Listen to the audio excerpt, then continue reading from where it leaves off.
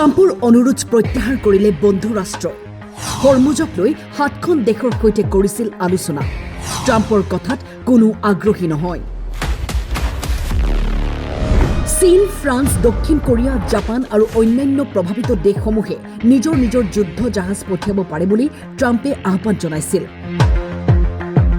কিন্তু কোনো দেশ আগবাঢ়ি নাহিল এই পথটো মুকলি আৰু সুৰক্ষিত কৰি ৰাখিবলৈ নিজৰ যুদ্ধ জাহাজ পঠিয়াব পাৰে কিন্তু ট্ৰাম্পৰ ইংগিত বুজি পাইছে অন্য দেশেও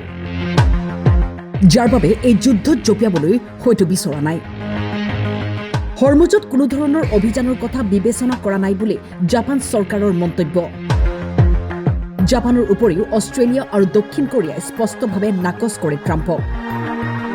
ট্ৰাম্পৰ ৰণনীতি সদায় আমেৰিকা প্ৰথম কিন্তু হৰমুজ সংকটত পৰা ট্ৰাম্পৰ বাবে এতিয়া এই কৌশলে বিৰূপ প্ৰভাৱ পেলাইছে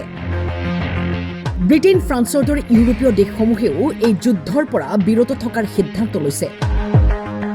এই যুদ্ধৰ অংশ হ'ব নিবিচাৰে নাটো দেশসমূহেও ট্ৰাম্পে এতিয়া কি কৰিব কাৰ সহায় বিচাৰিব সেয়া হ'ব লক্ষণীয় নিউজ ডেস্ক টাইম 8